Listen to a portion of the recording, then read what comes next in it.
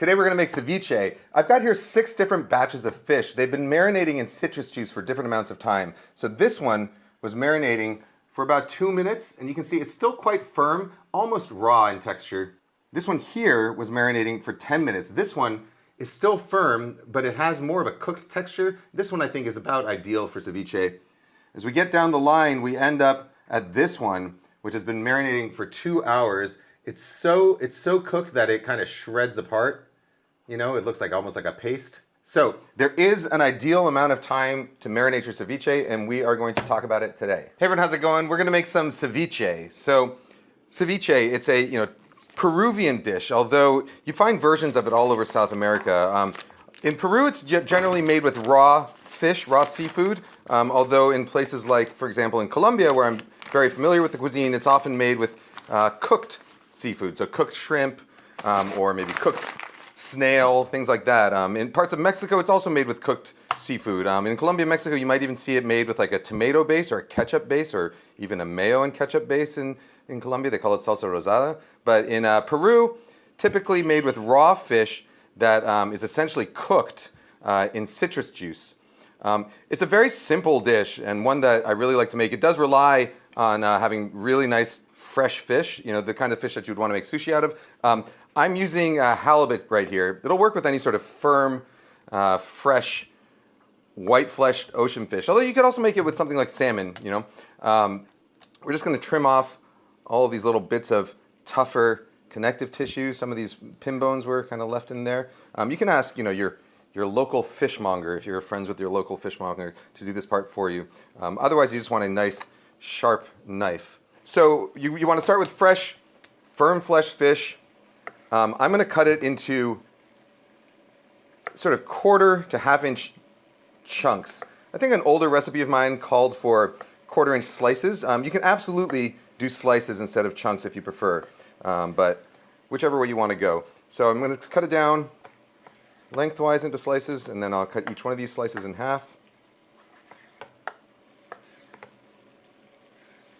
And finally, I'll cut across them to get my bite-sized chunks here. All right, so we're going to put these all into a bowl. And I'm going to wash my knife. All right, so I got my fish there. I'm going to start working on the garnishes. So I'm going to do like basically the simplest type of ceviche you can do. I'm going to season it just with red onion, cilantro, and serrano chili. So a little bit of sort of bite from the red onions, some heat from the chili, and that freshness from the cilantro.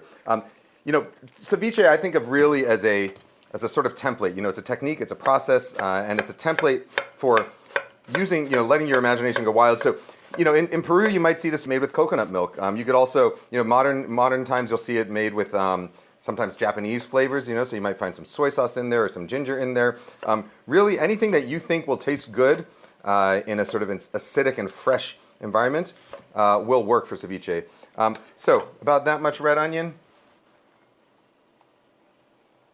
I'm going to go in with a serrano chili. To cut my serrano chili, I'm going to do it the way I do a large bell pepper. So I'm going to trim off the ends just like that.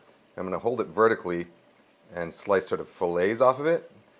And that way you leave most of the seeds and ribs behind, which are, you know, sort of the hottest parts of the chili. Any amount of it is okay.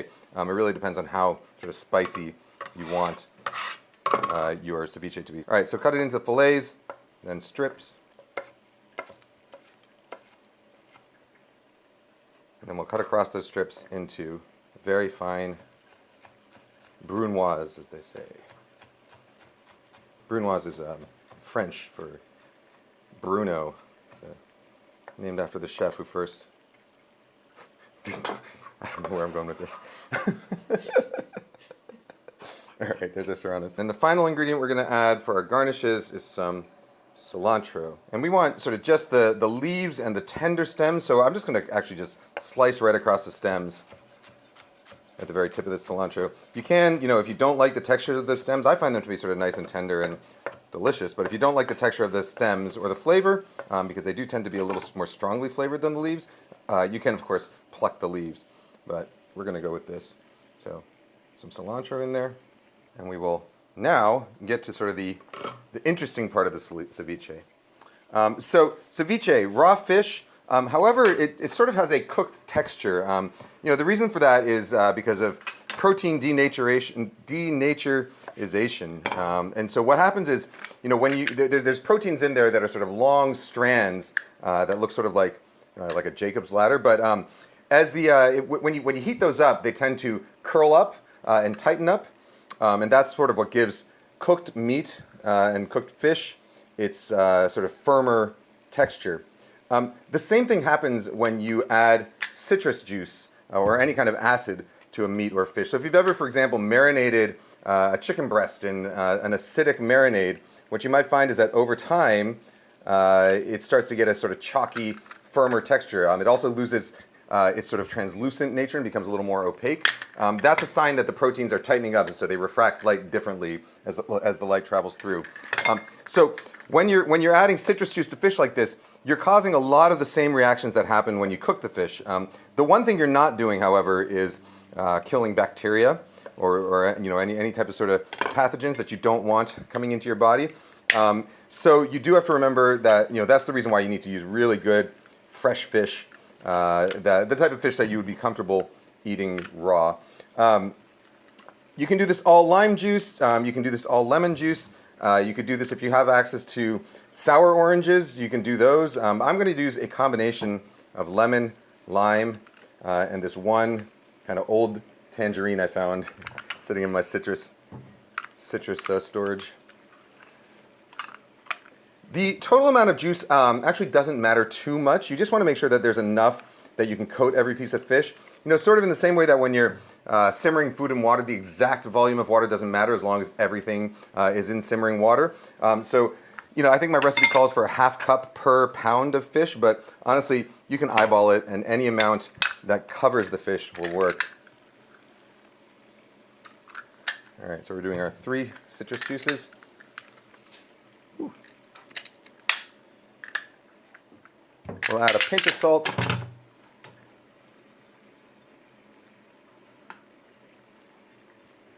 You know what, I might transfer this into the bigger bowl here. And then we'll just toss and make sure everything is sort of nicely mixed up. So as soon as that fish sort of gets coated in the acid like this, it's going to start quote-unquote cooking. Just like you can overcook meat, you can over-marinate fish for ceviche.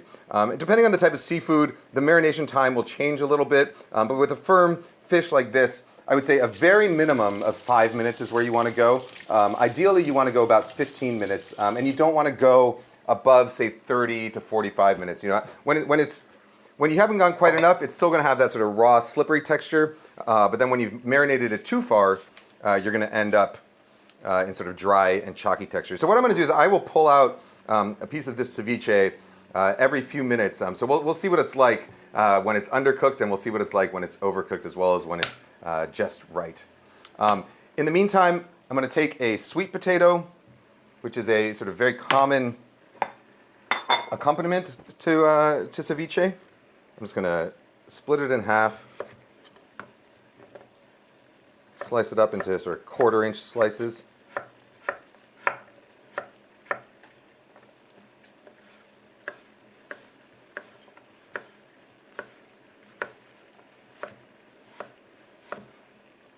And then we'll boil that in some salted water.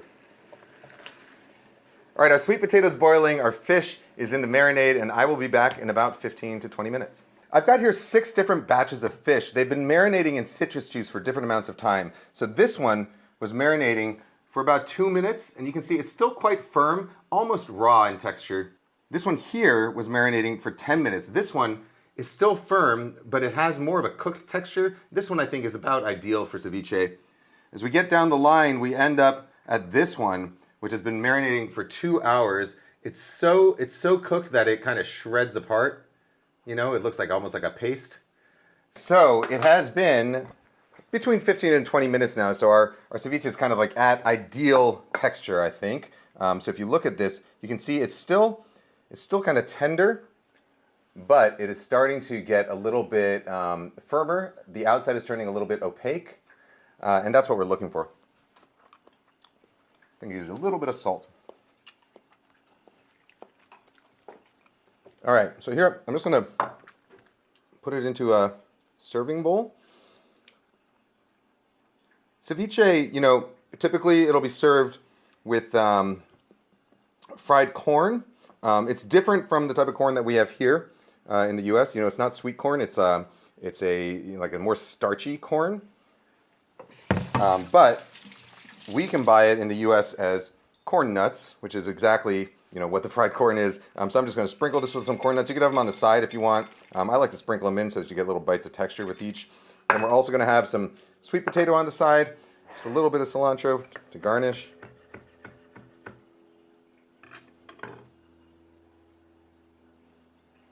As well as a drizzle of fancy olive oil. A good amount of it. I'm going to add my last thing, which is cameraman Michael says he loves habanero hot sauce, so we're going to add a dash of the Mary Sharps, which comes from Belize. I really like habanero hot sauces. You know, the habanero has a very sort of fruity flavor. They're very spicy, but they have a really nice sort of fruity flavor that complements acidic dishes like this really nicely. So let's taste this. You know, ceviche, it's going to continue to sort of cook as it sits at the table. So if you have if you're a very chatty table and you end up talking for more than, say, 15 to 20 minutes, it's going to taste significantly sort of chalkier. But right now it's pretty ideal. It's right at that point where the fish isn't sort of like slippery or slimy or mushy. You know, it doesn't taste completely raw. It has some texture to it, a little bit of sort of that cooked texture on the outside, but still plenty of tenderness on the inside.